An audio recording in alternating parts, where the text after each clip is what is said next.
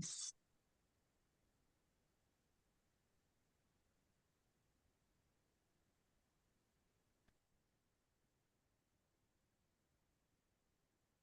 प्रस्तुत है वेव्स कुलगीत।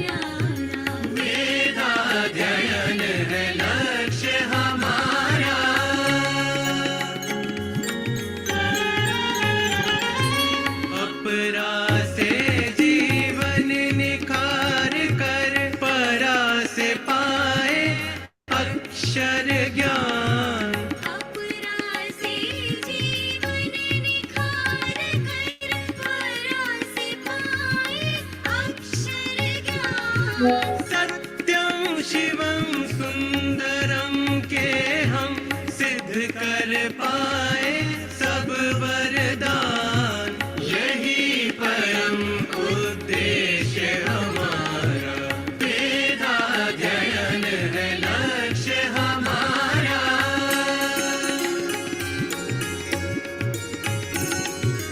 देव से दे रहा बोध तरंगी, देव से दे रहा बोध तरंगी, भारत की विद्या पहचाने।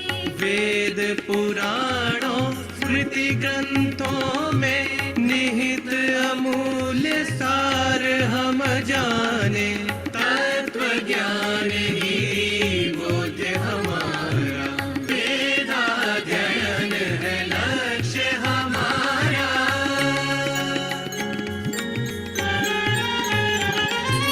दशकों से है वेव्स दे रहा अवसर चर्चा का, चिंतन का। दशकों से है वेव्स दे रहा अवसर चर्चा का, चिंतन का। एक मंच पर सबको लाना ध्येय रहा हर सम्मेलन का, वैश्विक हित कर्तव्य हमारा, वेदाध्ययन है लक्ष्य हमारा।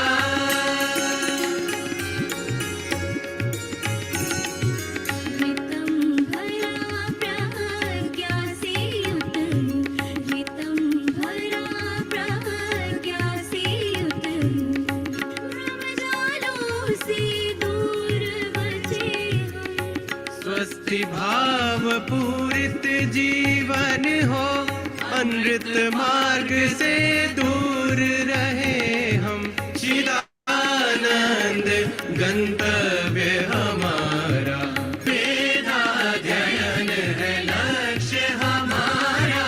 वेद है माध्यम जिसका न्यारा, वेदाध्ययन है, वेदाध्ययन है, वेदाध्ययन है लक्ष्य हमारा।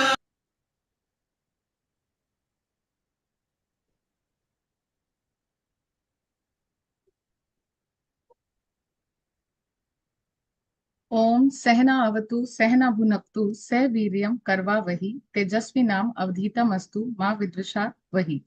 Om. We warmly welcome you all to this special program celebrating the launch of the Waves 2024 Proceedings book, followed by a panel discussion on conflict management in Vedic traditions that is being jointly organized by Waves India and Waves International. Let me now briefly enlighten you all about today's program. The Waves 2024 conference was held at the prestigious Hindu University of America at Florida an institution that continues to support WAVES in its mission to strengthen Vedic research. The conference was attended by over 100 scholars, researchers, academicians, and students, creating the kind of synergy that WAVES aspires to foster in every gathering of knowledgeable minds. In today's program, we will release the book, which has resulted from the incredible research presented both online and in person by our contributors and our editorial team, along with a team of scholarly reviewers who has spent many months to make sure that reviewing of the papers, editing, and formatting of the book was done with utmost perfection professionally and approved by the authors, keeping the authors involved as well to ensure a collaborative effort. We are honored today to have among us Dr. David Scharf from Maharishi International University, Fairfield, Iowa, here to officially launch the book. And in the segment of panel discussion, our distinguished panelists will share their views on the theme and their research and will share their reflections and experiences from the conference, inviting us to look back and relive some of its most memorable moments. And also, we will also provide the updates on the upcoming WAVES events. After this brief introduction of today's program, I now like to invite President WAVES India and Senior Editor of WAVES, Professor Shashi Tiwari ma'am, to introduce our chief guest, chair, and panelist of today's program. With this, now I pass the floor to her for the welcome address. Namaste, ma'am. Welcome. Namaste to everyone. Respected Chair Shri Shashi Kejriwal ji, respected Bhai Dhir Shah ji, renowned panelists of today's webinar, famous scholar Professor John Hagelin, who is likely to come, and distinguished audience. I am glad to welcome you all in our monthly program of WAVES, World Association for Vedic Studies, and also the wider Association for Vedic Studies. It is the second book release program under WAVES webinar. In the first release program, the book was authored by a celebrated member of WAVES, Dr. Anil Maheshwari ji. And this time, it is an edited book under WAVES publications. It is the 16th published book of WAVES. Indeed, it is creditable that we have achieved this target in 30 years. This volume consists selected pages of WAVES joint conference held at Orlando in 2024, as has been told about from Aparna. It means the book work is complete within a year or nearly a year, and now in this fortune movement, we are present to release this program, this book. Being a special program, it is chaired by Shri Shashi Kejriwal ji, who is the president of International WAVES. We warmly welcome him and congratulate him for putting all efforts as work can be done and it can see the light of the day. Tamso Ma Jyotirgamaya is our motto, and we followed that. We respectfully welcome Shri Dhir Shah ji, whose presence makes every event an special event. The program is in the form of a panel discussion. Senior Professor Dr. David Scharf from Maharishi International University is our chief guest on this occasion. He has attended Orlando conference, and now, fortunately, he is the host of our forthcoming conference at USA. He is a great scholar of Vedic studies. We welcome him and greet him from both WAVES and wish his blessings. I don't know Professor John Hagelin is here or not. He was Yes, invited. yes. Yeah, he is here. Okay, thank you.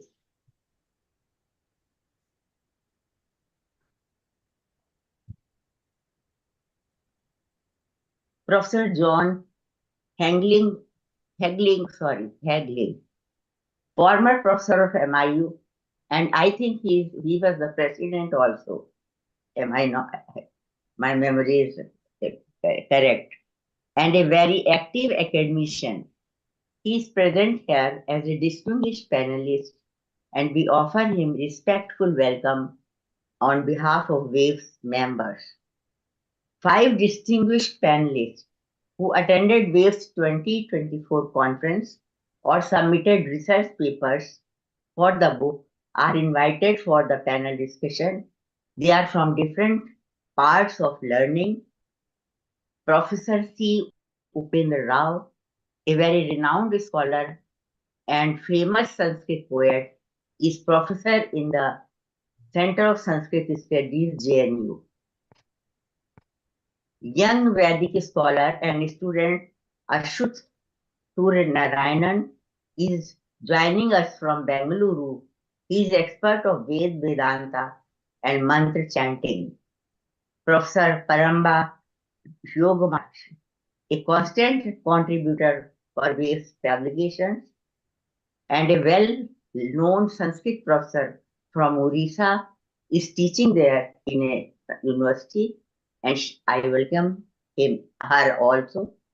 I am happy to welcome Dr. Aleh a university teacher, researcher, and historian from Belarus. He is our 4th panelist who has written good papers for WAVES earlier also. Dr. Vandana Baranwal, our friend, and an expert of Ayurveda and also well-known practitioner at USA, who was an invited speaker in the last conference and is convener of our forthcoming conference. I understand that she likes the term or the upadhi Vaidya the most. I welcome all these learned panelists from the side of WAVES members and also from my side. Here, panelists may talk about the edited books, its contents, style, and production. Editing is a form of literature. Generally, people think that it is the simplest form of writing, but this is not true. It is. ये ले जाइए.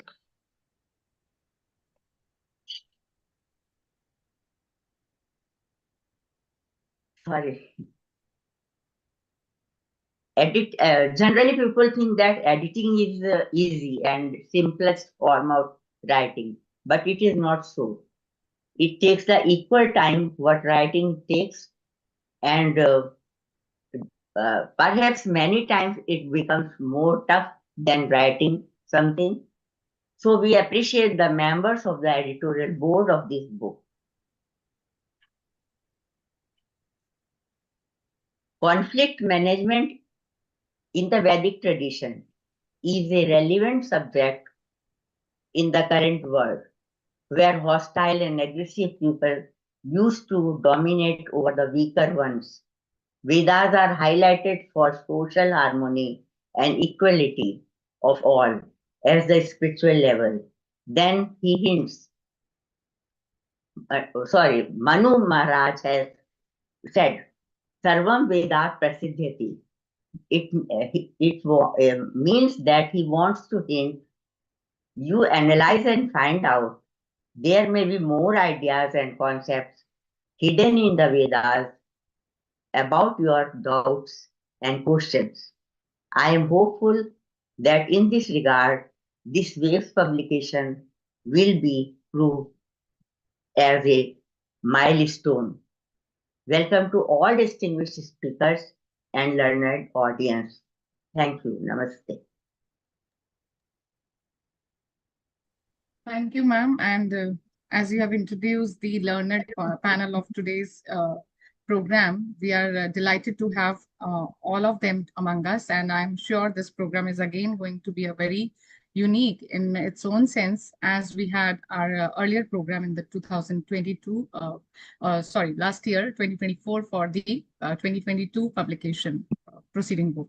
So with this, I would like to inform you all that the book we are talking about is actually having 63 scholarly papers divided into 10 sections that are among them are like conflict management in Vedic tradition, conflict resolution and Vedic philosophy, Vedic ethics and moral values, Vedic rituals and karma theory, spirituality, psychological insights, Vedic society, education, Vedic sciences and modernity, conflict resolution and Hindu dharma, Asian culture and civilization, Asian polity and cordially.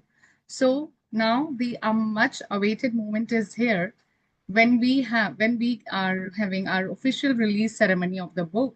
And for this, I would like to invite our chief guest, Dr. David Scharf. He is professor and chair, Department of Physics, Maharishi International University, for the book release and of course, and also his address for the same. And we are delighted to have him here. Well, we welcome you, sir. And can we have the official ceremony of the book release? So, हरिः ॐ हिरण्मयेन पात्रेण सत्यस्यापिहितं मुखं तत्त्वं पूषन्न पावृणु सत्यधर्माय दृष्टये हरिः ॐ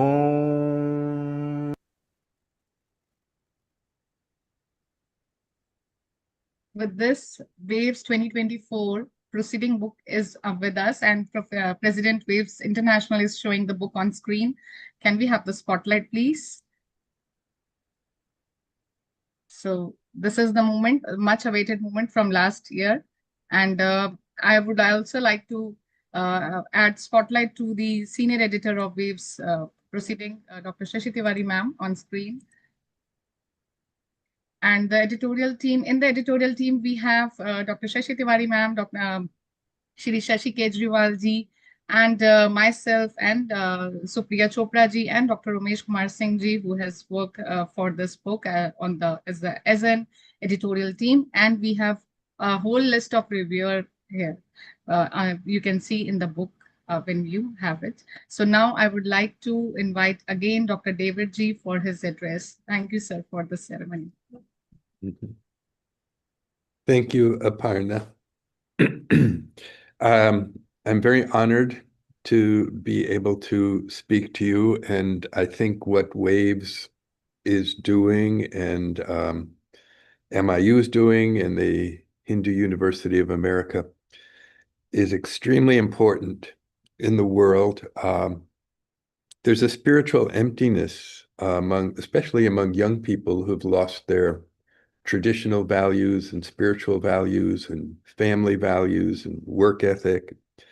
I was personally appalled at after the terrorist attacks of the last couple of years to see young people on college campuses, including Columbia and even Harvard is not what it used to be.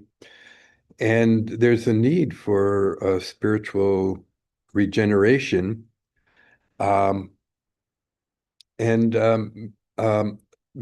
intellectual bankruptcy, I think, has come from a mistaken understanding of science.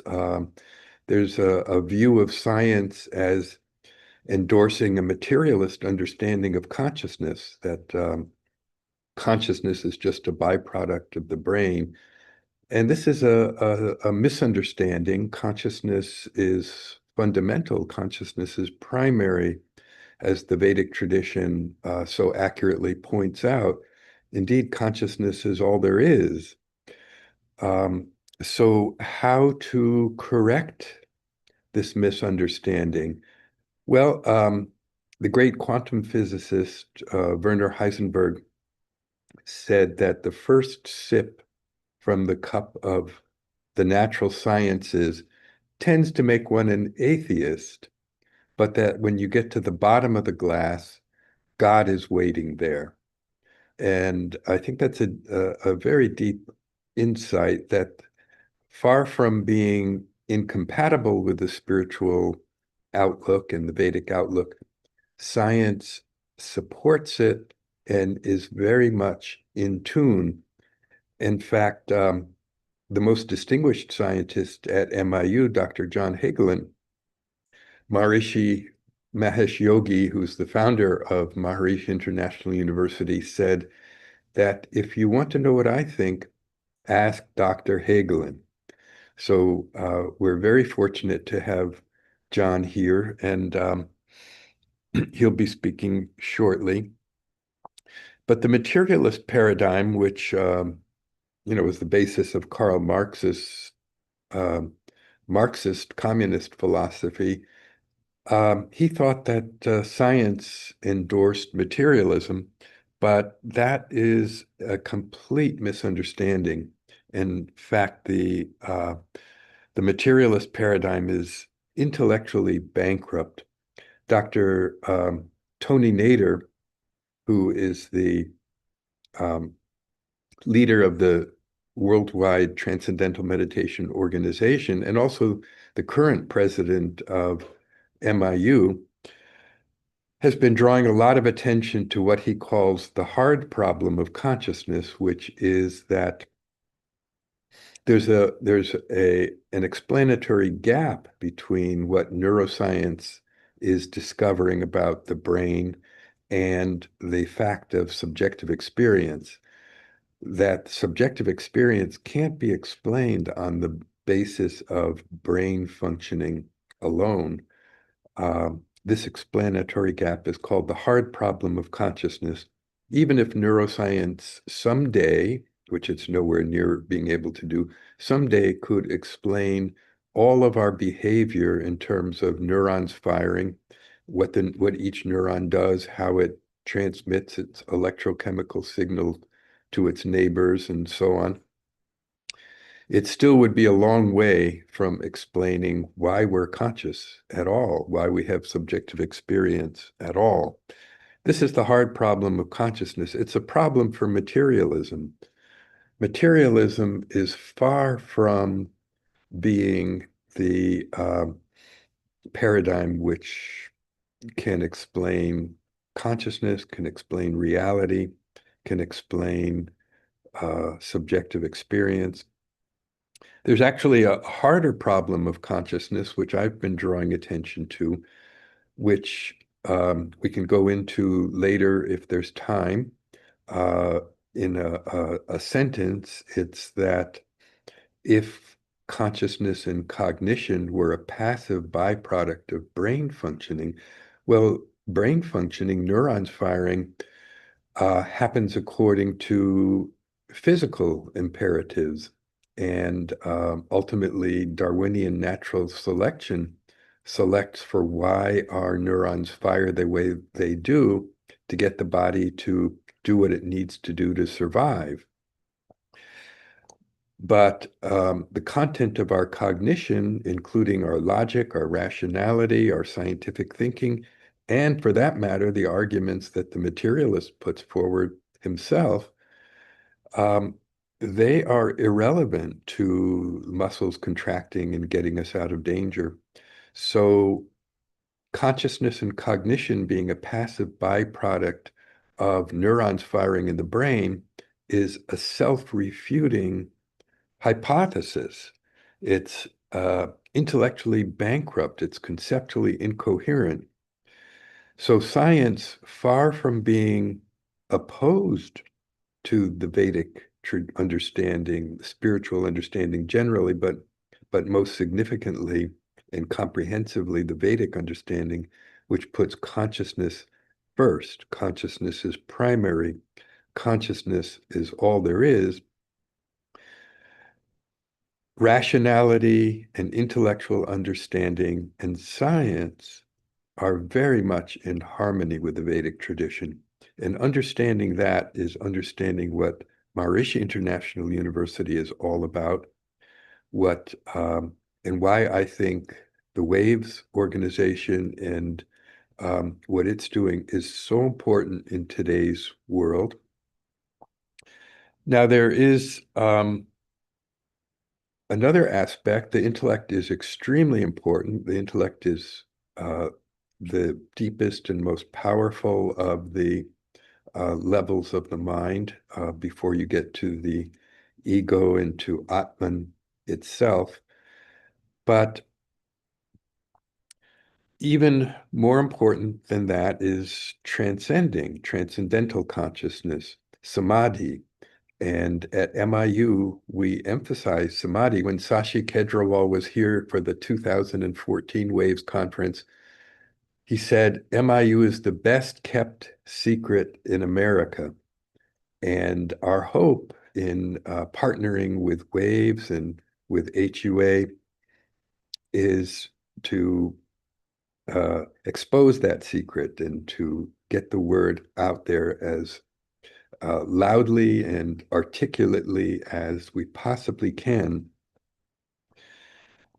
And another aspect is what Maharishi called, or what scientists have come to call, the Maharishi effect, which is that when groups gather together and practice these Vedic practices, transcendental meditation, the TM Cities program, yogic flying, that this group practice can have an important upliftment to the surrounding environment. And we at MIU, under Dr. Hagelin's leadership, are working very hard to understand this in terms of the deepest breakthroughs in modern science, unified field theory, string theory. We have a graduate program in physics here, which fundamental physics is the focus of our program precisely for that reason, because that's where, as Heisenberg said, when you get to the bottom of the glass of science, when you get to the deepest level, that's where the spiritual values are most manifest. So the Maharishi effect is something we are working on, and there is a lot of progress. Dr. Hagelin, when he speaks, can tell you the latest on that score. So I will finish with my favorite joke. It's maybe not even a joke, it's maybe a true story. The guy dies and he goes to heaven, and he wants to talk to God. He wants to complain about what's happening, how God ran things down here on earth. And the gatekeeper says, oh, God is too busy. He doesn't have time for this kind of thing. But then the gatekeeper came back and said, you're in luck. There was a cancellation. You have 2 minutes. Go ahead, make it quick. So the guy goes in and he says to God, God, here you are, all good and all powerful, but there's so much suffering down there on earth. Why didn't you do something? And God said, I did do something. I sent you down there. So I think that is important to remember. We all have a purpose here.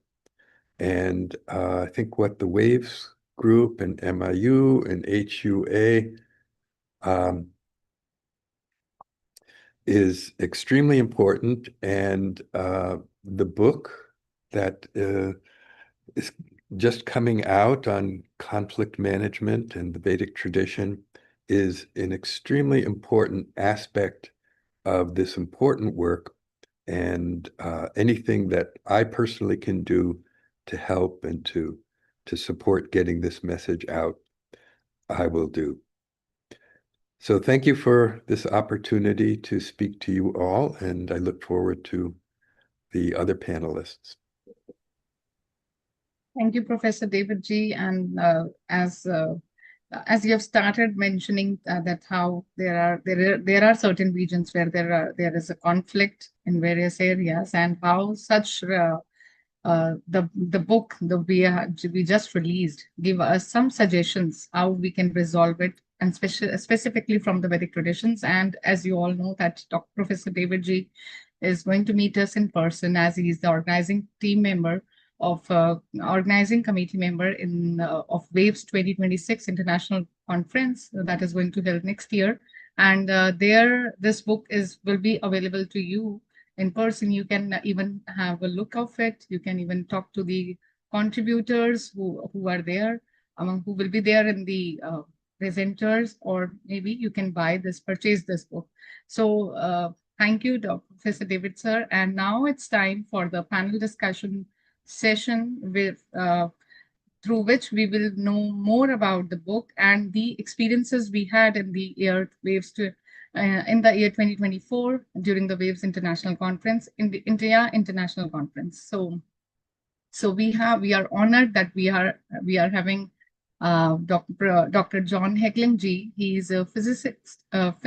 He's from the physics department and the leader of TM from Maharishi International University. And under his leadership only, we are going to host our next conference. And today he will be speaking on the Maharishi effect for the conflict management, and we can have more ideas from him regarding this. We welcome you, sir. Sir, you're muted. Yes, thank you. I'm very pleased to be here. It's so wonderful to be in the Waves family, and I'm so delighted that Waves has its focus through this book and all the scholarly work on peace. I think the Vedic tradition has the most powerful, and I would say now today, even empirically proven approach to peace. And with the power of Waves' attention on it and the promotion of it and scientific research establishing the efficacy and power of it, we're going to have a changed world. I'm very excited and I'm very, very happy to be here today.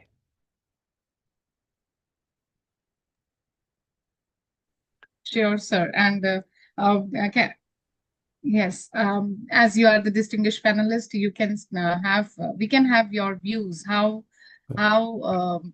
like from the TM point of view, how you think that conflict management can be taken? I mean, Yes. a suggestion for that. No, fantastic. That would be great. Is it possible I could share some pictures? Let me just see if I Sure, can. sir. Sure, Yes, I definitely. can. I'll do that just now. We See can if that have a works. share screen option for you. All right, and I'm going to click this button. Okay, so I just don't know if any of you may have been there in Hyderabad a year and a half ago, but this is one example of the application of a very powerful Vedic approach to peace based on Sanyama, based on the Yoga Sutras. And I want to just very quickly flash. And by the way, in the Yoga Sutras of Patanjali, particularly in chapter 3 to do with Sanyama, or advanced human capabilities, you could say, it reads, in the vicinity of the practice of yoga, hostile tendencies are eliminated. And that became the thesis of a lot of very good study in these recent years. This is the latest World Summit of Nobel Peace Laureates, which is a almost annual conference of thousands of people and hundreds of speakers. And I was asked to give the closing keynote address at the World Summit of Nobel Peace Laureates for a specific reason, 2 years in a row, actually, for a specific reason. And that is that no one, the other speakers at this conference, and there were numerous, failed to bring forward a solution to the problems of conflict and war. There were plenty of complaints. They were blaming the US, blaming the United Nations, blaming this country, blaming this. But there was actually no new solutions to the age-old problem of war. So my job was, in a closing talk, to provide a solution. And I did, based on the Vedic wisdom, a new science of peace. And to basically set the stage, we all know, I'm sure, that we're living right now in an epidemic of stress, with epidemic levels of stress-related illness and rising levels of violence and antisocial behavior. But the first principle of conflict in the world of conflict management and conflict resolution, the understanding of war is that the emergence of war is a consequence of mounting societal stress, acute political, ethnic, religious tensions, in critical hotspots throughout the world, like the Middle East, for example. And if these tensions continue to grow unchecked, they frequently erupt into social conflict. And traditionally, the approach of civilization to this problem was to try to reduce those causes of stress, which include, for example, poverty, oppression, injustice, prejudice, and so forth. But that's hard to do, and I would say society has more or less been unsuccessful at relieving the problems of poverty, etc. So if you can't easily reduce the causes of stress, why not just reduce the stress? Let's see if I can make this change screens. Oh dear. There we go. So why not just reduce the stress? In these days, everybody knows that there are efficacious, effective stress-reducing practices, especially from the Vedic wisdom. Transcendental meditation, which is a yogic meditation practice from the Yoga Sutras of Patanjali, it markedly reduces stress and its effects on the brain, and it's the effects of human behavior. And amazingly, in my mind, a few weeks ago, the American College of Cardiology, the American Heart Association released their guidelines for preventing and managing high blood pressure and heart disease. And their annual recommendations for doctors as to what they should provide for their patients was also endorsed by the AMA. And this new recommendation for all medical doctors is to include stress reduction through transcendental meditation as a recommended approach for preventing and treating high blood pressure and associated disease. TM, which is a yogic practice directly from the Vedic wisdom and from the Yoga Sutras, was the only meditation mentioned in the release. And the reasons they said was that other approaches, including even yoga asanas or breathing techniques, for example, don't have the same quality and amount of supporting evidence. So by lowering blood pressure, NIH-funded published research on transcendental meditation, major studies over the years have found marked reductions in heart attack, stroke, and death. And the amount of reduction of heart attack, stroke, and related death is about 2/3 for heart patients who learn TM and practice it compared to those who don't. It's a very, very strong, statistically significant result. And by the way, it's not just heart disease, but all categories of disease are either caused or complicated by stress, something all the insurance companies of the world who care about the cost of healthcare have known for decades. Marked reductions in every category of disease among those who are practicing this Vedic approach to profound rest and relaxation. The only disease that didn't go down in the studies was childbirth, which I would argue is not a disease. It's something we actually desire in life. So that's a remarkable study. And just finally, the Pentagon and the Veterans Administration hospitals in the US have now chosen for the solution to the most acute stress, which is called post-traumatic stress disorder.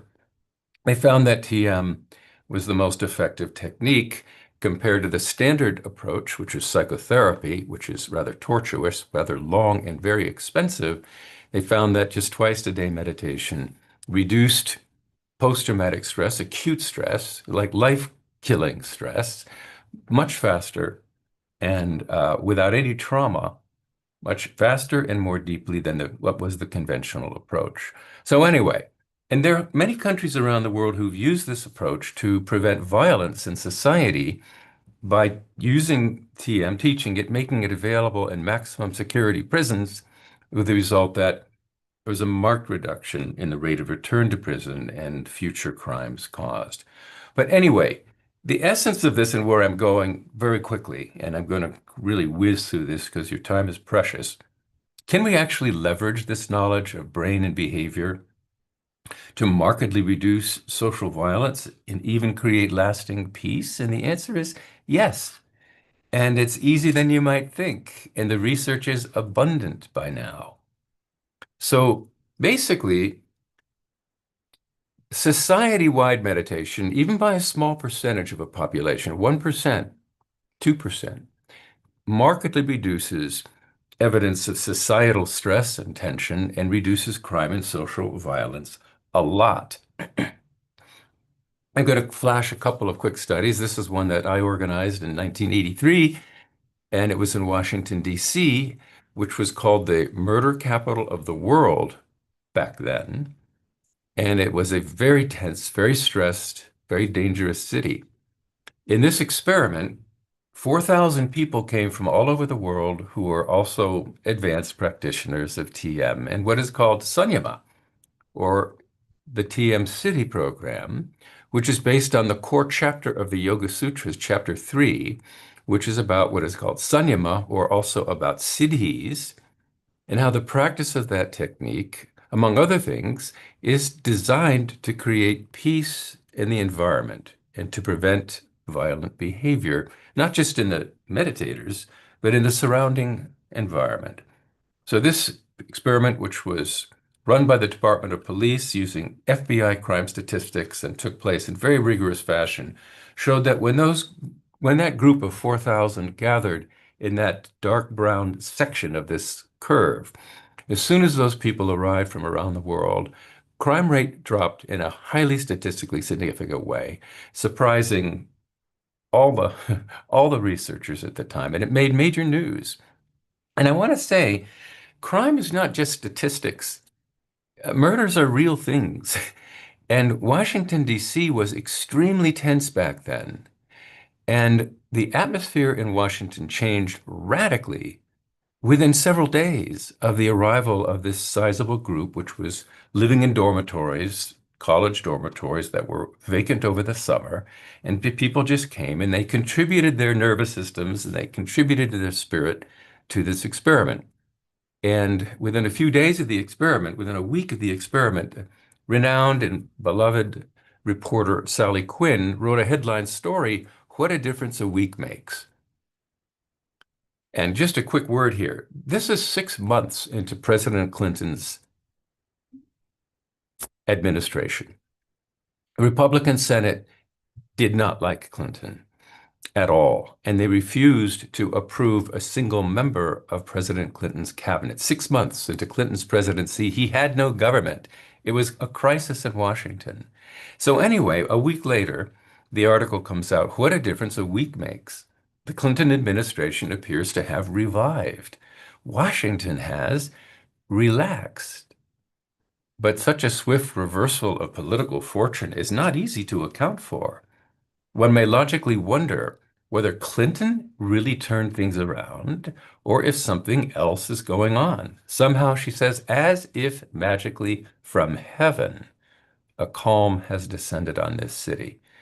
And it was extremely striking to see the transformation, including drop in crime. And one more example, because it's really important. During the peak of the Lebanon War in the mid-1980s, some brave researcher decided that they would try to assemble a large group of these siddhis, these TM City program experts, in Jerusalem, in the heart of the conflict, and watch what would happen over the course of 2 months. And this is a volunteer group. It was dangerous. It wasn't possible for people to collect and perform their yoga in a group on a daily basis, but they tried. And when you see this yellow line, this dashed line, you can see the number of people who were actually able to show up for this large group meditation during this 2-month period. And it was up and down and up and down. When you look at progress towards peace in that intense war, that's the solid line, you see that there's progress towards peace whenever the groups were present, and when the groups were not able to come, the progress towards peace reversed. And by progress towards peace, we mean fewer bombs dropped, fewer bullets fired, fewer war deaths, fewer war injuries, and greater progress towards peace. This article was published in the most prestigious journal in the world of social science, in the world of conflict, called the Journal of Conflict Resolution, but it was published with a cover letter from the editors saying, this study is done to a high degree of rigor, and the statistical significance is unassailable. But we don't understand how this works. And we had somebody, they pleaded for other groups to go out and repeat the study because the importance of the study was obvious, but how it worked and whether it really worked was a question mark.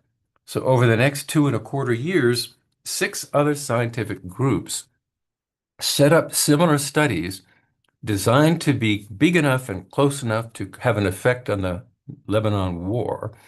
And in every one of those subsequent replications, there were equally even larger effects of reducing war deaths, war injuries, 80% drop in war deaths, et cetera, et cetera. And that original study was corroborated.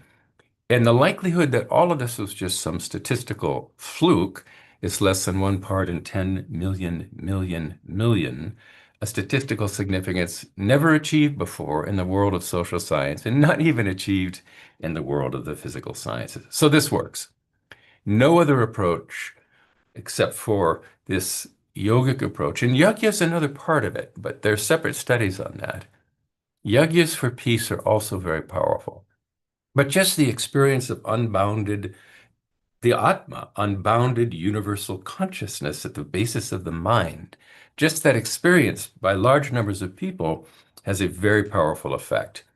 So all of these, there have been 59 of these studies so far, published in all these leading peer-reviewed journals. There is no other approach in the realm of conflict management as proven as this yoga as a tool for collective peace.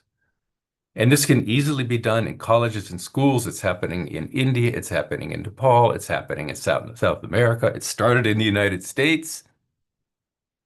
It started in San Francisco, and with the entire school district of San Francisco practicing TM in the classroom twice a day. And that was really broke the ice in the United States, and it made consciousness-based education a real thing. And the reason for that is marked improvements in scholastic achievement, increased intelligence, increased IQ, increased graduation rates, lower dropout rates. I'll skip this study. It's very dear to my heart. This is a very big group at MIU and the 2 golden meditation domes we have here, designed entirely for the practice of deep yogic meditation. And the effect of this study was absolutely transformational to the entire United States in the most striking way, which we don't really have time to go into. But it was an extraordinary study. And the amount of money it saved for the country was in the billions of dollars from the massive amount of reduction in crime across the country during that 4-year sustained research project. So just one more flash. In the military, which is, of course, designed, the purpose of the military is to keep the peace. There have been many, many heads of state now that have endorsed and implemented this consciousness-based approach in the military by creating a prevention wing of the military, practicing these advanced yogic meditation techniques that the Yoga Sutras of Patanjali say have the capability of destroying negativity and preventing violence. And this is a very famous one. I'll just say a sentence about it. President Joaquim Chissano, president of Mozambique for decades, established a prevention wing within his military, a flank of the military that was actually spending time morning and afternoon practicing these yogic meditation techniques for the purpose of quelling war. Well, that country had been in raging civil war for 20 straight years, ravaging the country completely. And he introduced this program first to his fellow leaders of the cabinet, and then his military commanders, and then throughout his national forces. And it integrated that into their daily practice, into their military routine. Almost immediately, the atmosphere of hostility that had really gripped the country for decades simply subsided. And when that violence stopped, also crime rates fell significantly. There are very positive social and economic trends that followed, and it resulted very quickly in free and open democratic elections, which they had not had in a long time. What is meditation in the yogic sense? I'm bringing what coals to Newcastle. You know this. What is mind? Well, that's interesting. And what is matter? A good place to start. You know, the universe is structured in layers. I'm almost through. Layers of creation from the microscopic to the visible, from the invisible to the visible world that surrounds us. We can break this down very roughly into the classical world of brick and mortar physics, to the deeper world of the atom, a million times smaller than anything we can see, to the atomic nucleus, which is a million times smaller. This is the nucleus and fundamental particles, to the unified field from where it all begins. At the foundation of everything is this unified field. Each of these levels of reality are governed by completely different logic, completely different mathematics, completely different language. It's just different worlds, and they're all inside of us. The world of the atom lives inside of us. The nucleus lives inside of us. So we have all these levels of reality in the world around us and even within ourselves. So this is the world of matter. Here is the world of mind. Our minds also have these layers of activity. There's surface thoughts, gross thoughts, surface mind. But we also, as humans, have the ability of abstract reasoning, abstract, expansive levels of mathematics and physics and poetry and art and literature.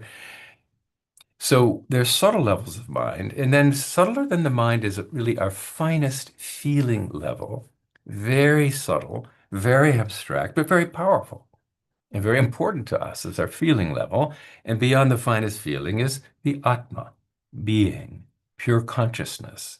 And from this perspective, and could go into this, but I won't, but every level of the mind has its own natural language. And the mathematicians have been amazing over the last 200 years, coming up with a different language of mathematics, more expansive, more powerful, more holistic, more powerful, more expansive, as you get to more and more expanded levels of awareness, deeper levels of mind. And those levels of mind correspond directly to the different levels of physical nature. You need these mathematics to understand nature at its deeper levels. And because of that, Einstein and Wigner and many of the smartest scientists have concluded that consciousness, the origin of mind, and the unified field, the origin of matter, the origin of the universe, are one and the same. Different words for the same unified reality. The Atma is Brahm. Atma, the basis of mind, is Brahm, the basis of the universe. And you can show that mathematically, which again, not now.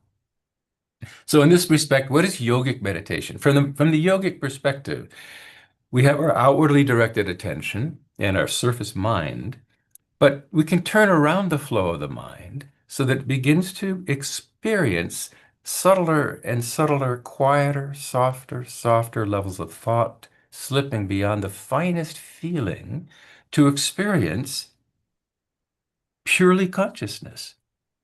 Pure Sorry to interrupt. abstract Sorry awareness. to interrupt, sir, because there are, can we have Got the conclusion? Absolutely got it. Thank 60 you. Thank you. seconds, I will just make my conclusion. I'll jump to the conclusion now. So those techniques basically are the techniques that generate this powerful EEG coherence, that stabilize higher states of consciousness where you're living the reality of the universal consciousness in daily life. And when you have that universal being at the core of your experience, not only does the brain transfer remarkably, but you come into a state of what is called enlightenment. And basically, in that state of enlightenment, you recognize yourself as unbounded and eternal. You recognize others as unbounded and eternal, which means you recognize others as your own self. And that automatically leads to the golden rule of behavior, or a new science of peace, which you could call world peace through inner peace, a proven approach. So I appreciate your patience. That was a short version of what I gave to the Nobel laureates, and they were very excited about it. And I want to thank all of you custodians of the Vedic wisdom. I would not know anything about it whatsoever if it weren't for the great maintainers of the Vedic wisdom for all these many centuries. And I think you have, and we have now, the solution to the really critical problems of peace. And it's the Vedic approach to peace, which you're all expert in. Put to work. Thank you. First of all, sorry, sir, I have to, because there is a time-bound program, I have to interrupt in between. Otherwise, it was Absolutely. No apologies going. needed. My apologies there. I wasn't quite No, sure. no. Time I No, had. it was going great and with a lot of information regarding the piece you were talking about. And we were there with this conference last year also at Florida. Our conference topic was prevention, management, and resolution of conflicts in Vedic tradition. Yeah. So this whole book, as we just released, is related to is talk about that social societal peace theories given in the Vedas and other related fields of the knowledge through ancient wisdom. And so your presentation highlights that only through the physics way of I approaching cannot it. wait to get my hands on the book. Maybe David Thank can get one to me as quickly as possible. Thank you. Sure, sir. Sure, definitely. And as we just had our chief guest and Dr. John, sir, the distinguished panelist of today, so they are the host of next year conference. So I would like to, with the permission of Chair, I would like to show you the second announcement of Waves 2026. Those who haven't still not registered their papers, abstracts for the conference, they should be aware that the next year topic will be Living Wisdom, Reintegrating Ayurveda and Vedic Sciences in the Modern World. And dates are on your screen. Venue is on your screen. There are suggested topics. All this information is available on Waves, both Waves internet websites and the conference page itself. And the last date for submission of abstract is November 15. We should not miss that. And there are the links.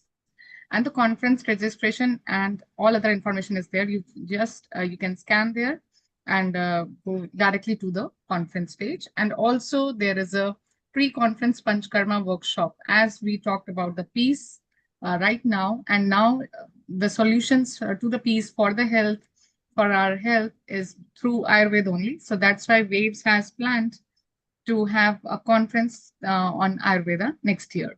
So this is about that only. And now, thank you both. And now with the permission of chair, I would like to invite our panelists and start the panel discussion. Can we have the permission from Shri Kejriwal ji?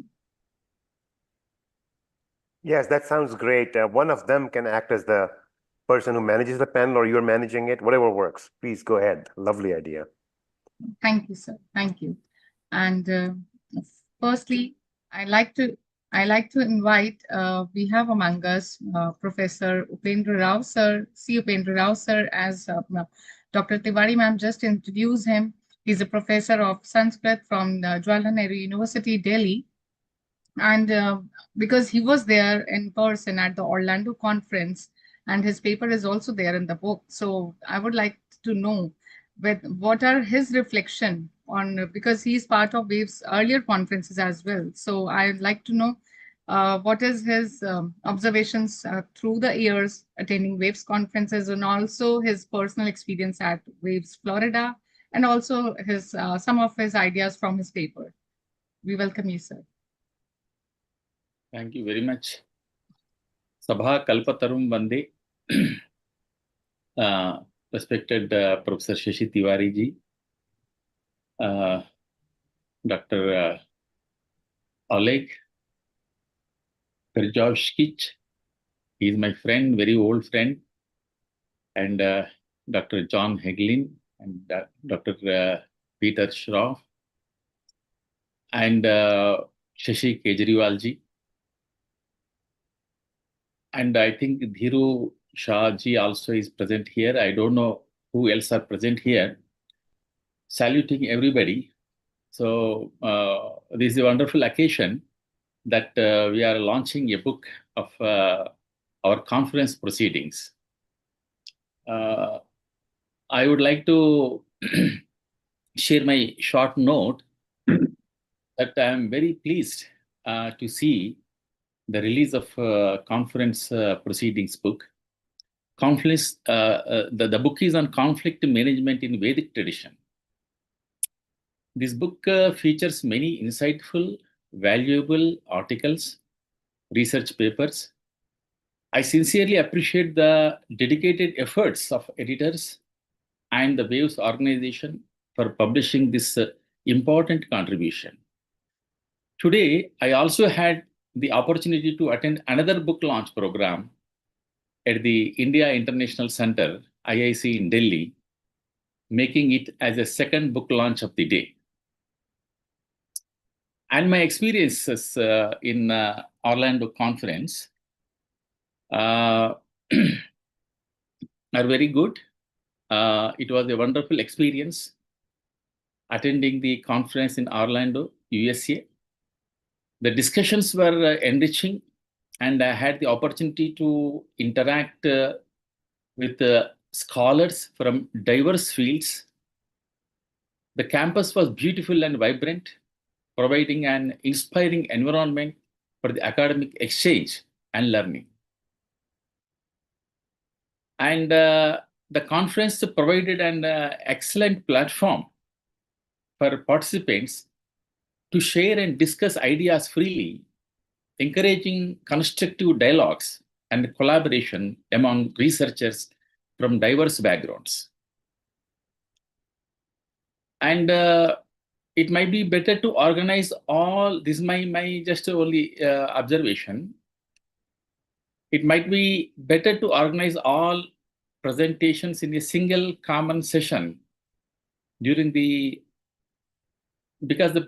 parallel session, attendance was noticeably lower, which reduced the interaction and feedback opportunities.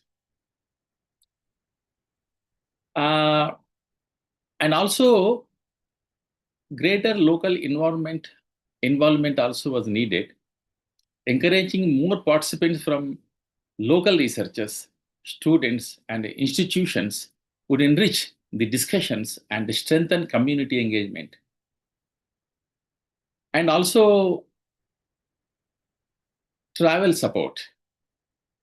Providing additional travel grants for financial assistance would be helpful to increase participation, particularly among early career researchers and those from distant regions. The formal discussions and networking sessions were valuable. Future events could include more structured networking activities to further foster long-term collaborations. So these are some of the experiences and some observations. And I'm very happy to see everybody here. And I would like to see the book as soon as possible. Thank you, everybody. Thank you very much. And also, I'm very happy to hear the David Stop because I was also associated with the Maharishi Mahesh Yogi at least maybe many years ago, maybe 40 years ago, I think. By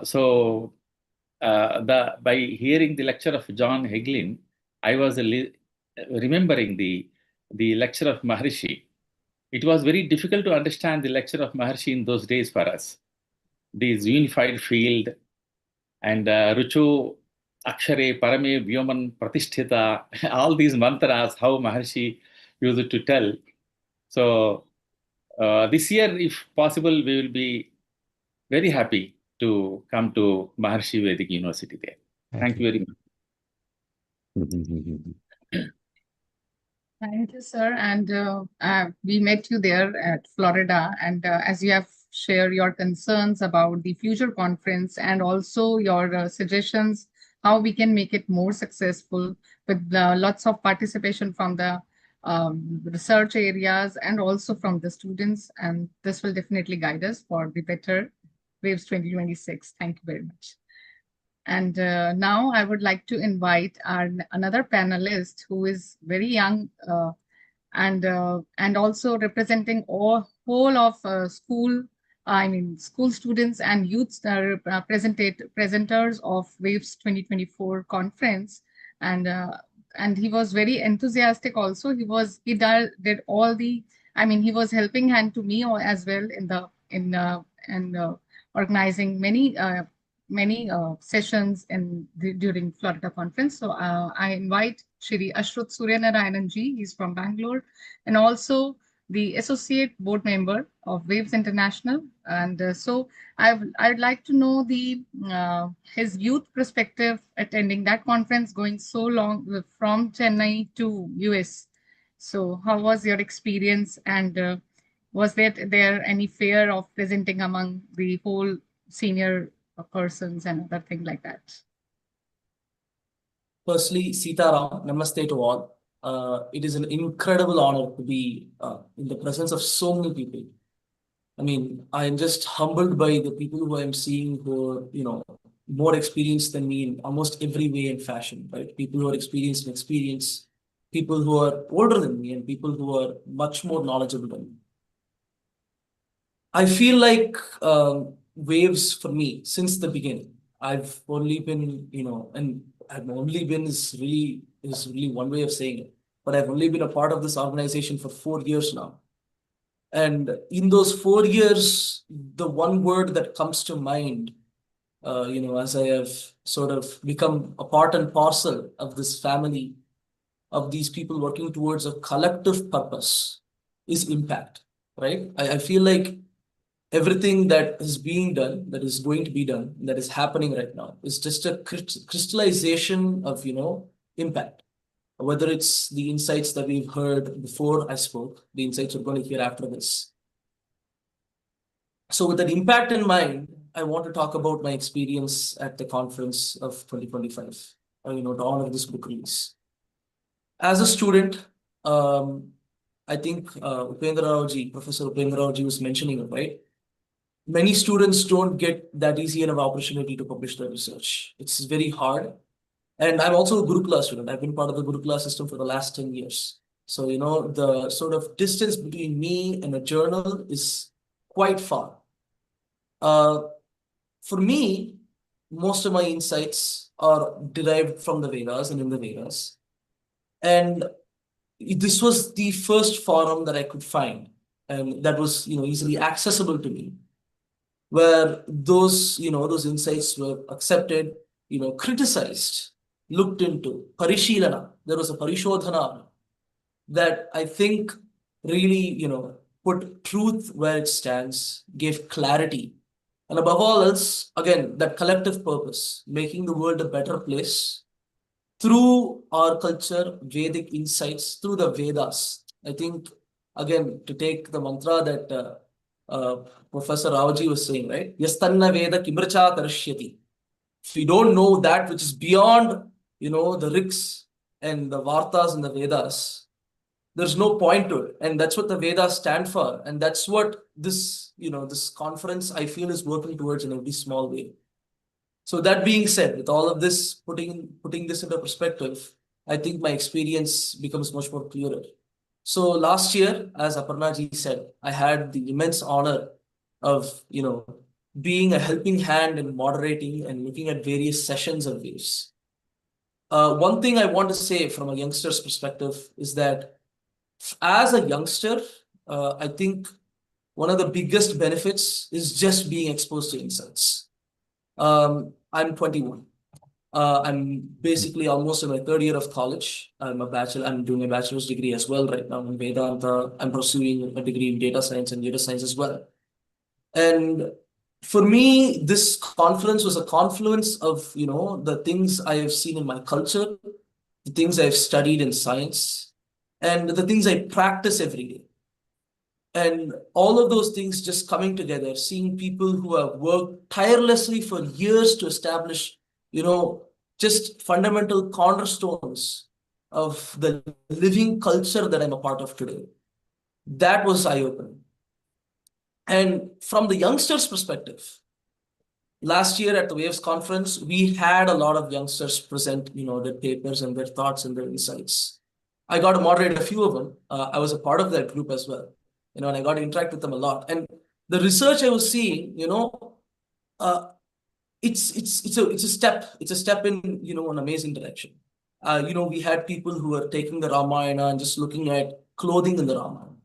People who are looking at texts and, taking the Sanskrit meaning, going through it, pushing through it, be able to, just discard those insecurities that come up saying, I don't know this, I don't know that. Accepting that, fear of the unknown, or accepting that they don't know, accepting that recognition of ignorance, and just using that to, put their insights on the platform that is Waves. And I think that, in the coming conferences, especially with what we're seeing with, next year's conference, or even with, the interactions I'm seeing today, youngsters, this is the time. If there has been a time, this is the time where, youngsters like me, youngsters that are younger than me, are able to push their insights, not just push it, are able to give insights that are clear, that are true.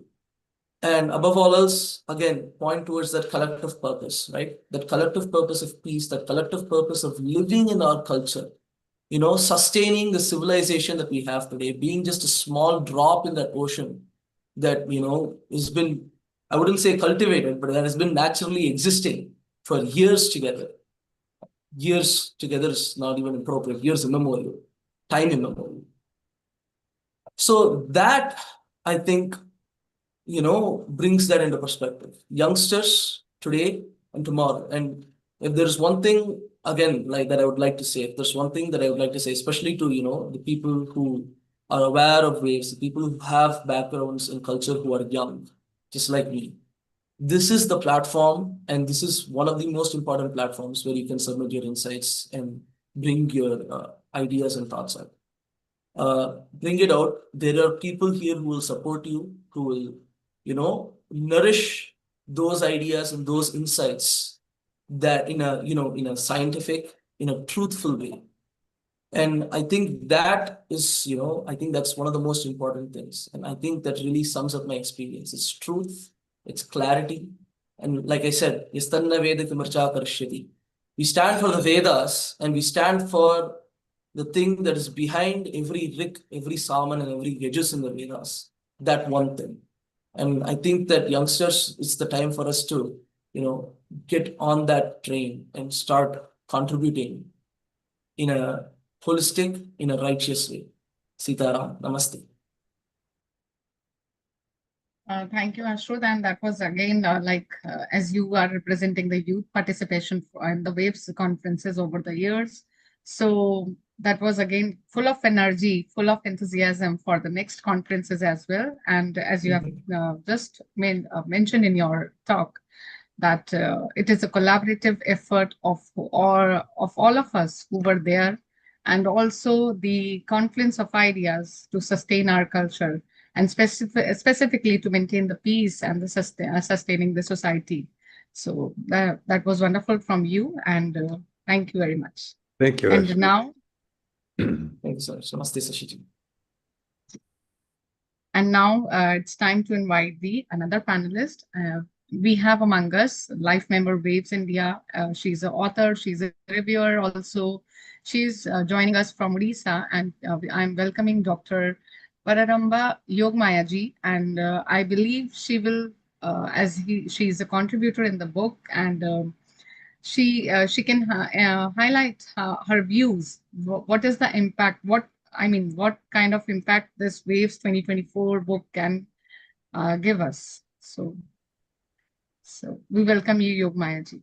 Sabhai, my reverence and my gratitude to all of you. Here, Sashi Kejriwal sir, Sashi Tiwari madam, and all the panelists, the chief guest sir, David Scharf sir, and Dr. Aleh sir, and Dr. Vandana Baranwal, Ashruth Suryanarayanan, the youngest one, and Dhirendra Shah. And about the book, I have already received the book much early. I was in thought that I will go through almost all the papers at least before this webinar, but I could not. So I beg pardon. I will reflect upon the 3 papers which I have reviewed. It was came for me for review, and the 3 papers were the sacrifice of a self-interest for the protection of dharma, an altitude model of conflict resolution with examples from Vedic texts. The examples are Lord Rama and the Dhichi and the Dhichi, Ikshaku. All these 3 core names are there. For Rama, Ekalavya, Gandhari are the examples of this topic. And I thank to the editorial board. This huge volume of 63 papers of around 742 pages. This is a huge volume for reference and further research. But all the credits goes to the editorial board, Sashi Tiwari madam, and my friend Dr. Umesh Kumar Singh. He is my classmate at BOT. He was my classmate at BHU. Supriya Chopra madam and Aparna Dhir madam, all the credits goes to you. You all have incorporated the views of the reviewers, and the papers are though the presenters or though the participants are from various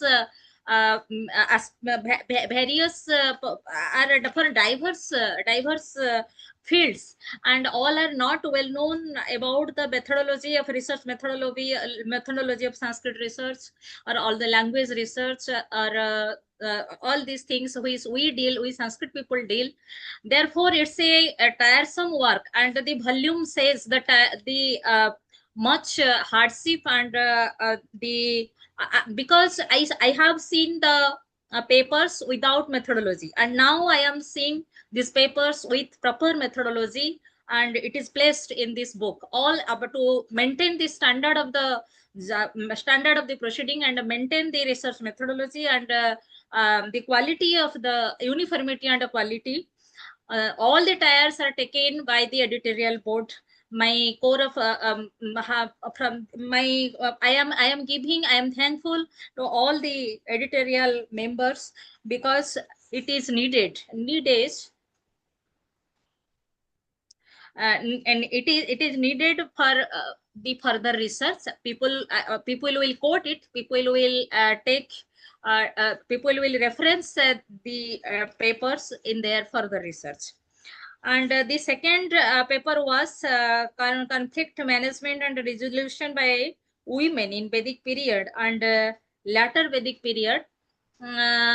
It's a good paper, but it lacks in review of literature, because there are so many books in this regard are there, by Ila Ghosh, by Moudas Gupta, by Malati Devi, Malati Sarma, etc. All these books are there, and all these things cannot be included in a paper, but mention of the previous works were needed. But the the notes of the reviewer is incorporated. Therefore, my heartfelt thanks. And the third one was conflict and consciousness, a Vedic perspective.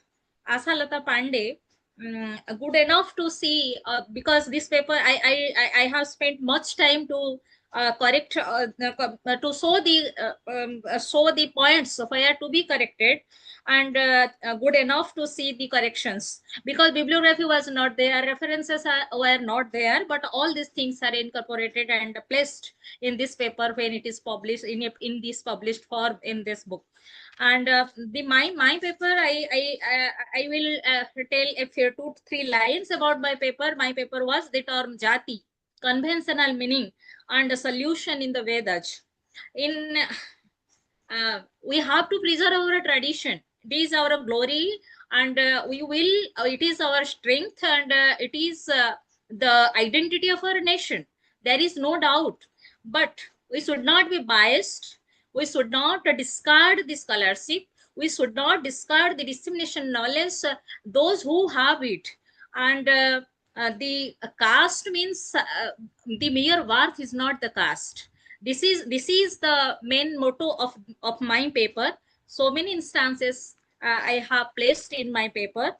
I have listened from and criticized. I have listened the criticism from social scientists that Veda and Vedic people are the creators of a casteism in this Indian society because of the bharsh of a Purusha Shukta Brahmanasya Mukhamashit Bahu Rajanyah Kritaha Uru Tadasya Jadavaishya Padhyam Shudra Ajayata. But if a person deeply had gone through the commentary of a Shayana, Sayana is a ritualistic interpreter, a ritualistic commentator, but very minutely if we see, we can find that Brahmanatva Jatiman Purusha. What is Brahmanatva? Tva is the most important thing of any for anything else in this world. Any object, any subject. The Tva is most important. I am a human being because of Manusyatva. If I have not that Manusyatva, then I may not be called as a human being. Therefore, Jalatva, the basic characteristics, the basic principles, all these things are Tva. Then I have just tried a humble attempt to explain what is that Twa, and without that Twa, a person, any object, any subject may not be called that with that term. The Brahmanatva means Sama Damaha. The Bhagavad Gita 18th chapter clarifies all those things. So Samaha Damaha Tapaha Saucham Kshantihi Arjavamevacha Jnana Vijnana Mastikyam Brahma Karma Swabhavacha. All these qualities, 9 qualities are there by which a person may be called as a Brahmana. And these are the Brahmanatva qualities. Likewise, Kshatriyatva, Saurjam Tej Drutiradakhyam Yudhe Apalayanam Danam Iswara Bhavasya Kshatrang Karma Subhavajam. Acharya Shankara very nicely described all these qualities in his Bhagavad Gita commentary. And likewise, like Krusi Gaurakshavanijam Vaisya Karma Subhavajam. And very nicely we can found in our literature that all these qualities are obvious to those families, or those families, the qualities are also qualities are in our DNA. Therefore, we will bring forward all these qualities. Therefore, but nowadays it is decreasing, or it is not like this. Therefore, the examples of I have given the example of Aitareya, I have given the example of Javala, Satyakama Javala, I have given the example of Raikva Janasruti in Chandogya Upanishad. All these things are the solution to this. We should take the though they are very least, but we should not ignore it, and we will not be biased with the casteism or stratification, all these things which the social scientists are commenting. Thank you, all of you. And my one suggestion is that while it is I was in virtual, I have presented my paper in virtual mode, therefore pre-recorded virtual mode, and after in the date of schedule of my paper, a discussion was there, and Sashi Tiwari madam has very good suggestions for my paper, and appreciative comments for my paper, and but I am not getting it in the YouTube upload. Therefore, my humble suggestion is that if the recordings will be done on the spot of on that day, and a live recording will be there, then all these things can be inculcated. Thank you all for your patience, giving me a chance to share some views. Thank you. Thank you, Dr. Yogamaya ji. Thank you for the suggestions. And you just mentioned about the one of the topic of your presentation. Similarly, I presented also along with Professor Balram Singh ji on is Padhyam Shudro Ajayat a root cause for social conflict or conflict resolution? So same thinking, same paper. We can have this reading in the book, as you mentioned, and as you have mentioned that this book is very voluminous, having 742 pages, and also this can be used for the references, any references, and also this can be available in the libraries throughout the world, wherever it is important for the study like this. So, and also your suggestions and your reviewer opinions are also matter to us a lot, because and for the future, this will help in setting out the guidelines for future conference. So thank you very much. And now it's time for the another panelist. Now we have among us from Belarus, Dr. Aleh Perzashkevich, and he was a reviewer also, and he writes his paper with diacritical marking. That is very unique because being in India, sometimes we also don't know how to write with diacritical marking, and that is important. And also the subject like how Rig Vedic Mitra is a measure to solve any conflict or personal trouble. So this was the paper of his presentation. So I would like to know how, because he's a historian also, he's a Vedic researcher also, scholar of, professor also. So Dr. Aleh, can you highlight your research about this, and how was it important for the Waves 2024 conference? Thank you very much. I am privileged to be here, the part of this conference, and to be part of this event. Also the previous one, which was in 24, and now, and I see this is a good tradition that we have the conference, then we have the book published on it, and we have the panel about the book, which is interesting, and I would say might be very useful for understanding of how it works. May I share a screen to clarify some ideas? I'm going to talk in short. Well, I hope it's possible now. Well, I hope you can see it now. Just my mentioning of something like, Yes. well, you can see it here, I think. My vision of what we're talking about is of like 5 stages, usually seen mostly in modern world, like we have the first panel talk here. With the rational approach, we have only 3, in fact: conflict, personal reception, and then solution. Regarding the Vedic tradition, we have them 5 stages, like personal reception, calling Mitra's assistance, and then solution. If it's really so, if it is important, it means something for anybody now, or we just need to tick it off. And this Vedic approach was just the period, something of the early times, passed away many years ago. I don't see this correct. I would say I will try to explain in short why I'm seeing that we still have the same approach, just ignoring it and doing something that disprove the evidence.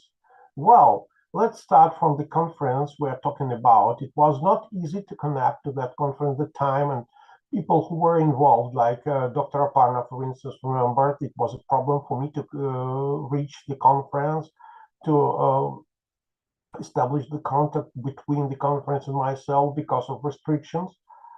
And this is one thing that we cannot consider as the personal reception. Finally, I got the connection, and I wasn't part of the conference in line, despite of all those restrictions. And this definitely was not only because of me, and not only because of the personal efforts of some people. Here it was the altogether action, which I could see like Mitra's assistance. And also, when we're talking about the calling Mitra, when they did it, we are talking about the things that we expect to have, even it does not depend on us. Let's say it is not only technical things like reasons, VPN, whatever we use. We just expect the mutual activity and the mutual efforts, plus a little luck. And then we see that when we're talking about the column Mitra now, we're talking about the luck we have, and even we have success because of our own efforts. we need to know that anyway, because of many things, because of many reasons that do not depend on us, we might not have success. And if we have this success, let's say we had that conference done, I had been part of it by online. We had this book done, and with the participation of all of us there, with the different views, different ages, different basements. So let's say we have this panel discussion about the book, and let's say we have this all done already, and it were many reasons why it wouldn't be successful anyway, but now it has it is the reality. It has reached its target. So it is there definitely the luck we have because of many things now. The conflict world now, I'm in the part of the world where the conflict is on, and we have the extreme tension on the border between Russia and Ukraine. Well, and many things all around. As well as I'm in Belarus. So, but anyway, we are now all together now during this session. We have us all together in this book. We have us all together in the waves. And it means that whatever the conflicts are, they are of temporal reason, of temporal essence, but something is longer than this temporal difficulty. I'm in waves for already 20 years as an active participant. Well, let's say since the time we were on the conversation with the many people here, and I knew many of you here because of the waves. Probably, I don't mean only about the young people, but maybe about even Professor Sashi Tiwari here, which was in the waves, and I met her probably there first time in 2006. I'm talking about Sashi Kejriwal, my old friend. I'm very glad to see here in the waves now Professor Upender, whom we met in different situations, but now we are already together in the waves. What I'm talking about the military systems. I'm talking about this. I'm talking about that we are all together now. We have this book, and this book links not only the persons, but it links the generations. We had here representatives of younger than us, and maybe some older than us here in one chain. And this is chain that doesn't broke. I mean, that's for during the last 20 years, I saw many people here of different generations and still active. Some of them have passed away, some of them appeared again. Well, it means that again, conflict is temporal. This is not. This solution is, we might call it microsystems, we might call it luck, we might call it something like our personal efforts. But we cannot forecast what could be. We cannot affect all the internal external things or something else. But we can keep strong together. We can do this way. We can go this way, and we can make the solution because of the existence and because of the books we have, and because of these drops. Like every book we do, every book we publish, we create together, is the drop into the solution of the conflict, in the river of solution, which unites us despite of the temporal things that we have now, even if they are terrible. That's my congratulations anyway to all the body who was involved in this process. My personal thanks to Professor Shashi Tiwari, who was always my assistant and my probably teacher in some things regarding these texts, and my personal thanks to the Vives team that works during a long time with such an effect that we now have the results. And definitely, I'm sharing this book. I'm sharing the previous one all the time. I have the chance, and I do it here in Belarus, and it's very important for us to be in, despite of our separation now. And you see, whatever the whatever all the dome they construct now around us, I mean the politics and the reality, we can call Mitra, we can get Mitra assistance, we have this solution, and we are staying together. Thank you very much. Yes, Dr. Aleh, as you have mentioned your regards to Dr. Shashi Tiwari ma'am, we can very well see the book, Gems of Vedic Wisdom, her felicitation volume at your back. And and also we are grateful to you for always being part of Waves conferences. Earlier also during the online conferences we had since Waves 2020. And also uh, we know the situation at your country, but we would like to have you in our next Waves 2026 conference. Hope you can meet us in person. And thank you very much. And now it's time to invite our last panelist of today's program, Vaidya Dr. Vandana Baranwal ji. She's Ayurvedic practitioner in USA, and we're talking about her specifically. Her panel, there were 2 to 3 panel discussion in last year conference, where everybody, I must say, everybody liked the Ayurvedic panel a lot. And due to that, we like to have her. I mean, we like to invite her because we want to know the future prospects of for the Ayurveda research, how she thinks that, because that was a live panel discussion, there was no recording, there was nothing like reading a paper or from the paper or watching through the PPT. It was it was prompt, very prompt. So, and also she is the convener of next year conference. So we want to know the outlook for her outlook for the next conference. Welcome you, Dr. Vandana ji. Thank you, Dr. Aparna. Namaste, everyone. It is an honor and privilege to be a part of the Waves. And today it is an honor to be on this panel.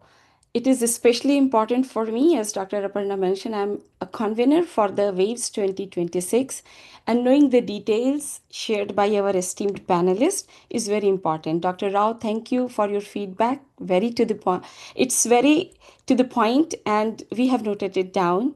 And thank you, Shri Ashruth ji, and thank you, Dr. Yogamaya Paramba madam, about the paper and especially about the research methodology and sharing the pains and pleasures experienced by a reviewer and an expert.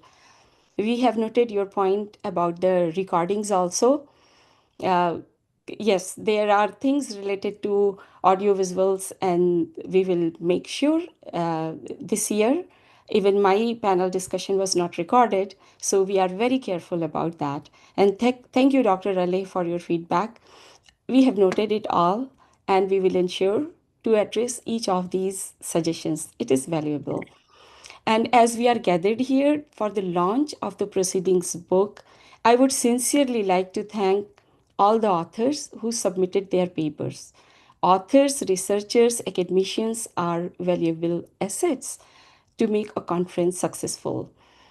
And I appreciate all of you who got space in the Proceedings book. You withstood the review and revision process, and because of your work, Waves have been able to publish this important volume. And we can share with the world. I would also congratulate the team of reviewers, editors, and chief editors. Their work is valuable and adds to the accomplishments of the Waves. And as a convener for Waves 2026 conference, I'm inviting you all who are present here to submit your papers for our next conference, which is Living Wisdom, Reintegrating Ayurveda and Vedic Sciences in the Modern World. And you already know, you have seen the first announcement, you have seen the second announcement. It is being held from July 31st to August 2nd. And unique thing is, we are doing a pre-conference on July 30th on the Panchkarma. I invite you and request you to share with your students, colleagues, and scholars to submit papers. And the last date, as you already know, November 15 is for the abstract and full paper by January 15th. And those of you who want space in the proceedings book, you please make the note of the date March 1st. Revised full paper should be submitted by March 1st. And please also make a note that this year we are planning to publish the proceedings before the conference so that we are able to launch the book during the conference itself. So your support would be highly appreciated. And we also need to keep this thing in mind, the important work that Waves is doing today. It is very valuable because at Waves we are trying to protect the depth and authenticity of the Vedic sciences, keeping it beyond the commercial trends. These days, people do not have the patience or the attention span for few seconds or for few minutes. In this scenario, writing scholarly papers, publishing it, making it available for the future is very important. Preserving this important work is important, and we engage through various means, through webinars, conferences, publications like proceeding books and other important publications. And what is very unique is at Waves we bring all fields of Vedic sciences. Like I am an expert of Ayurveda, Darshan, Jyotish, and Shiksha. We are going to have a post-conference workshop on education. So Shiksha, all aspects or all fields of expertise are brought here so that they are not lost, diluted, fragmented, but continue to grow responsibly and to maintain the scholarship, evidence base, and research. And in that pursuit, I was part of the panel, like Dr. Aparna said, that we had a panel on Ayurvedic dietary conflicts. With place and culture in today's world, people move from place to place, and how do they follow how the application of classical Ayurvedic wisdom about ahar is maintained, how it affects the digestion, immunity, overall health, aging.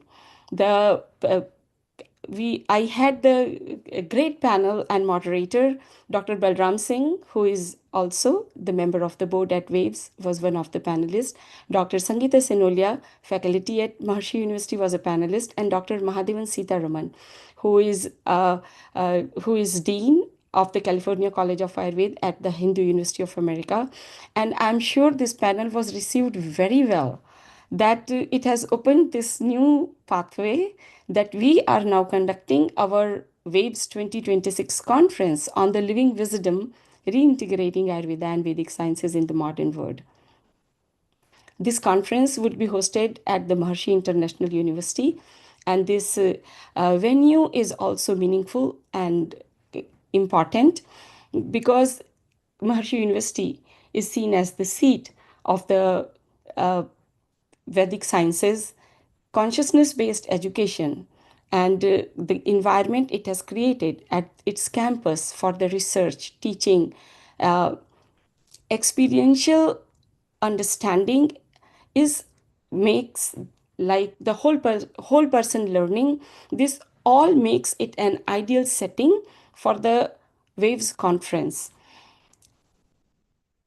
I invite all of you to be a part of the Waves 2026. What you will get there, you will not get at any conference, because we at Waves have been doing conferences for so many years, and this year we are collaborating with MIU and HUA. It is important to understand that in the United States of America, Ayurveda is not a licensed profession. We do not have an accreditation agency or credentialing agency. So these two universities at MIU, we have Ayurveda program for BSc and MSc, and HUA, California College of Ayurveda, which it has recently acquired, is one of the oldest and largest school of College of Ayurveda in the USA. So bringing these two together at this venue holds immense importance for everyone who is looking to learn or experience or connect to a community of Vedas and Ayurveda. So with this note, I just will stop, but I am inviting all Ayurvedic doctors, teachers, practitioners, all the stakeholders of Ayurveda, policymakers, lawmakers, Ayurvedic businesses, along with Ayurvedic Vedic researchers and scholars and academicians. So see you there at MIU next year. And before that, be very sincere and submit your papers. Thank you so much. Thank you, Dr. Vandana ji. That was so exciting. Your speech itself is giving us so much excitement to reach there just before time and have all the discussions and interactions and meeting everyone in person. So we look forward to the Waves 2026 upcoming conference and with new ideas from all over the world, specifically to regain the Ayurvedic knowledge, our own traditional practice of India's culture. So thank you very much, Dr. Vandana ji. And now it's already more than about 2 hours we are here in this webinar. So I think there is no time left for the questions, but as our Honorable President just mentioned that we can have interactions in the chat even later on after the program. This Zoom link will remain open if you like to. So taking no longer time now, I would like to invite our Waves International President, Shri Shashi Kejriwal ji, for his presidential address. We welcome you, sir. Thank you. Thank you, Aparna ji. Namaste, Sharde Devi. My naman to all the distinguished scholars assembled here. After listening to Dr. John Hagelin's speech, I'm changing my slogan that David pointed out. He claims that I mentioned MIU is the best kept secret in America. My memory is not old enough to remember that, but I'll take his word for it. I'm changing that slogan to transcendental meditation is the least discovered profound treasure in America. I'm getting more specific here. So hopefully we'll spread that word during and before and after the conference. Now about this past conference, which I'm supposed to talk about, some boring details that you already saw listed. It was our 16th biennial conference by Waves International, and it was also the 28th conference for the Waves India team. It was a joint conference, obviously. They've been doing theirs since 1997. Theirs is annual, and Waves International does it biennially, and we started in 1996. As was mentioned, it was co-hosted by HUA. Now, a word about their campus. It is very serene, and there was also active participation from scholars from MIU in that conference. This past conference was only possible because of massive number of volunteers. They did a lot of tasks, starting from organizing the content, editing papers, editing abstracts, bugging the heck out of people to submit their abstracts and papers, editing them, commenting, getting it back, commenting again, arranging logistics, raising funds. So there was a lot of work behind the scenes, and I hope people that were not intimately involved recognize and appreciate that. The conference was in a very serene place called Pine Lake Retreat. Let me tell you something. That Pine Lake Retreat had no conflicts and did not need any resolution. Okay, there were hundreds of species of pines and flatwoods and animals. There were some endangered woodpecker families that somebody pointed out to me when we took a tour. There were sparrows and mammals and insects and amphibians, all living in perfect harmony. This is the HUA Orlando campus. When we were walking after dusk, sometimes you could hear all kinds of diverse sounds from animals and frogs and all kinds of birds. When I heard all of that, when I saw the serene atmosphere, I couldn't help but wonder, are these animals, were they aware of the respect that Vedic peoples have for all lives? Were they feeling safer and harmonious? I guess I've convinced myself the answer is yes. I'll leave you to decide what you think. This 2024 WAVES conference also had a record amount of presentations, panel discussions, papers, lectures, talks, and there were obviously scholars from many parts of the world, mainly India and the US and Belarus, and a couple of them from Europe and elsewhere. In particular, the young Vedic scholars were particularly noticeable because theirs were the largest contingent ever. There were 15 papers presented by young Vedic scholars, out of which 12 of them passed the rigorous editorial screening that Sashi Tiwari insists on leading, and I'm very happy she does. And 12 of them out of 15 got included in the proceedings, which is a very respectable ratio.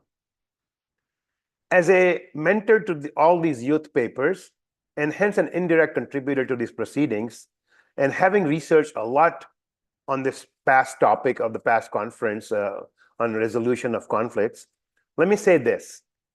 India's Vedic culture has had a long history, recorded history, of having experience with all these three areas of conflicts: prevention, management, and resolution.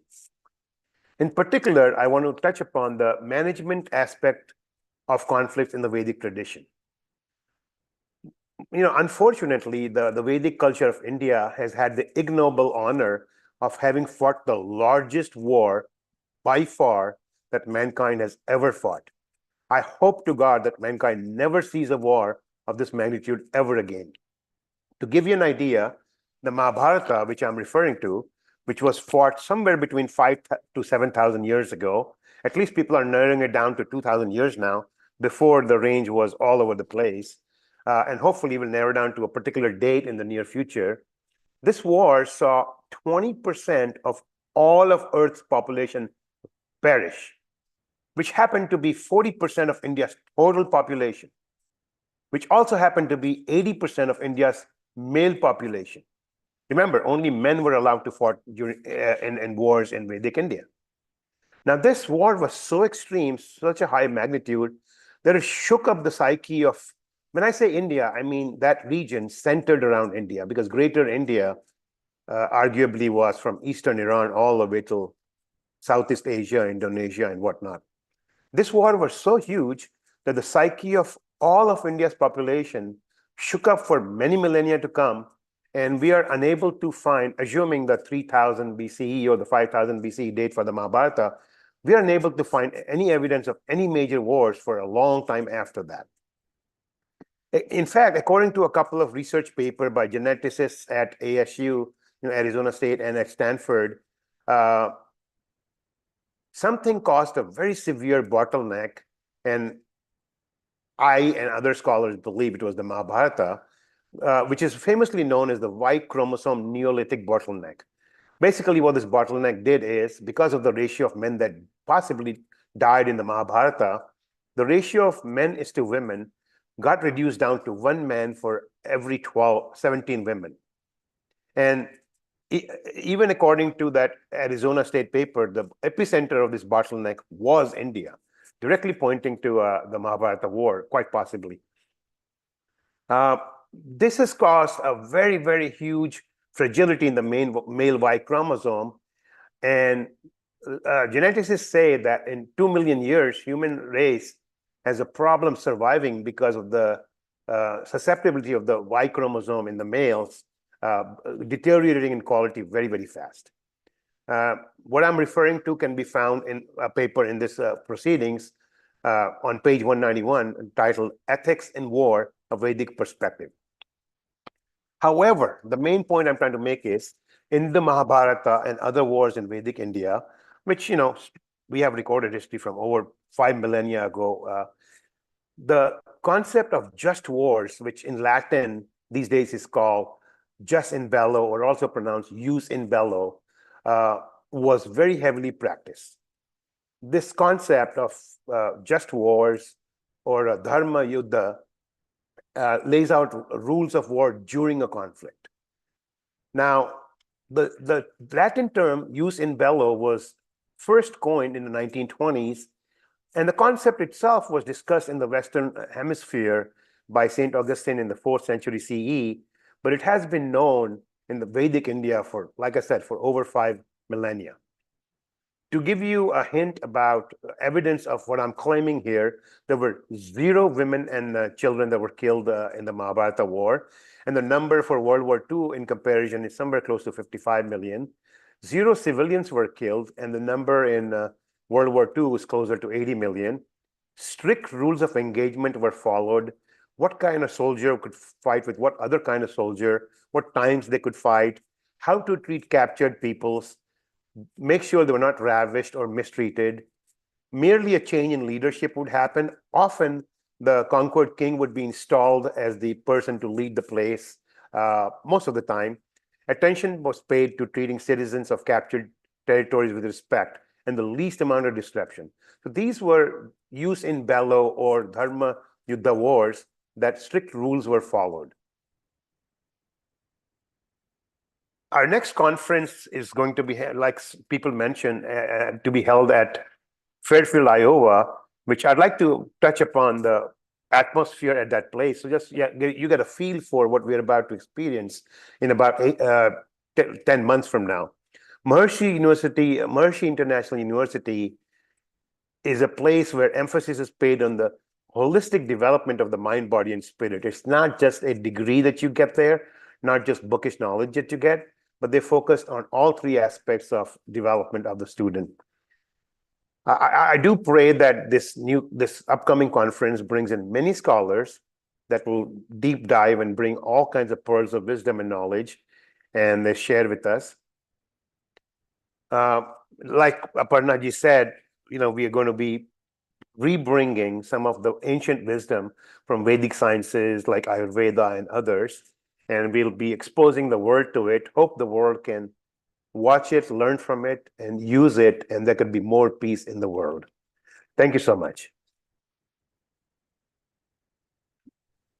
Thank you, sir. And as you mentioned that you highlighted one of the paper from the proceedings where you mentioned the example of the Mahabharata, that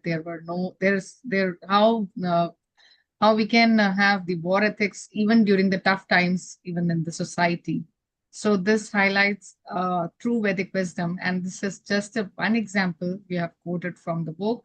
Otherwise, those who can have the book, they can please go and have it.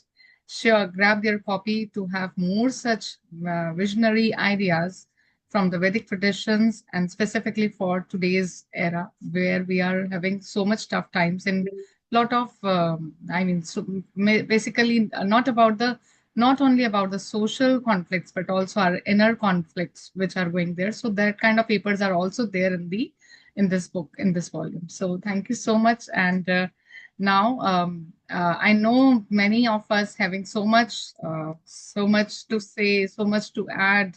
And I believe people in India might be feeling hungry, but they still like to be here.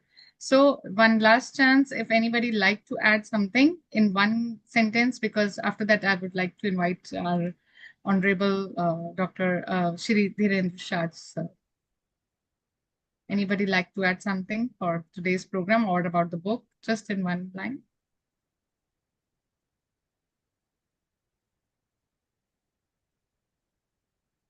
I guess they're hungry. They want to go. Okay, sir. Okay, so with the permission of chair, now the program is about to conclude only. So I would like to request and invite our Honorable Shri Dhirendra A. Shah ji. He's a board member, Waves International, and also a guiding force for Waves all over the years as he's the founding member. So I like to invite him and welcome him, sir, for vote of thanks. So you are muted.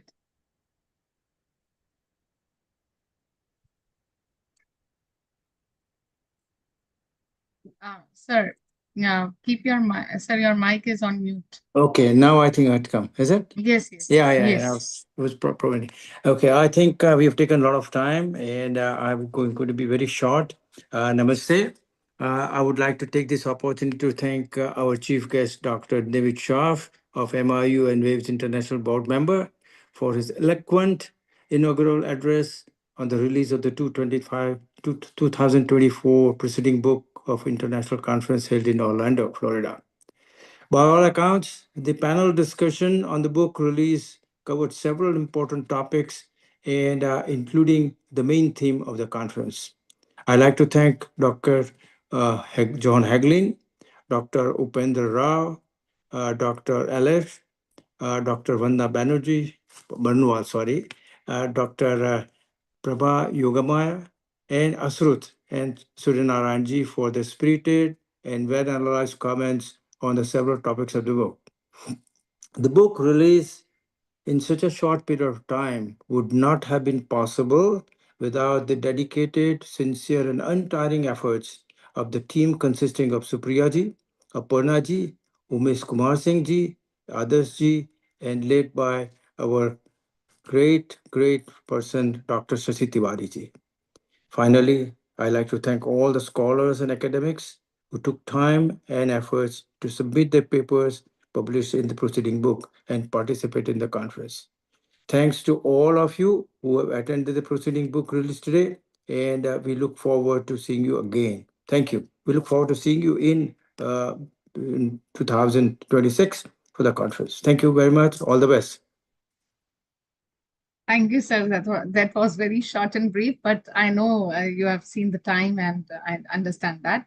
And as you have mentioned, this program was again I think it was very interactive because we have members from Waves International, we have members from Waves India, and others also from joining from those who are going to be a delegate in the Waves 2026 conference, and also other like Delhi University and like from Belarus, and many other joining from various from various universities and the organizations, and also GC member of Waves India are here. I am not taking names, so many of are there. So thank you very much all for joining us for this program, and we would like to have more such proceedings from the Waves platform and in the upcoming conferences, and also sharing our ideas like this only. So now I would like to invite again Ashruth ji for the closing invocation.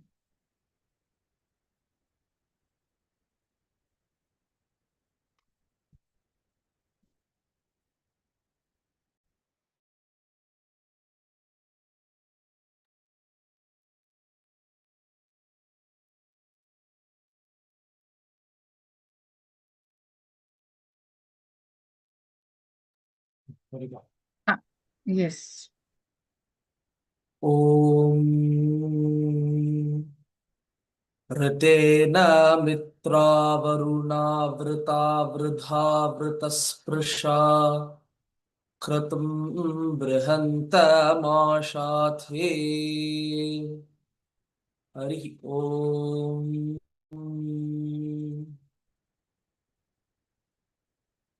Thank you. Thank you, everyone. And if we can have the group photograph presented, those who can switch on their cameras, we can have a group photograph, and we will take one screenshot of the.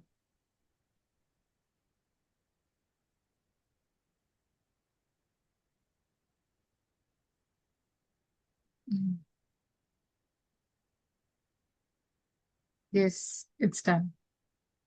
And again, we will meet in next Waves webinar series to be held in the month of December. Thank you very much. Namaste. Thank you, everybody. Namaste.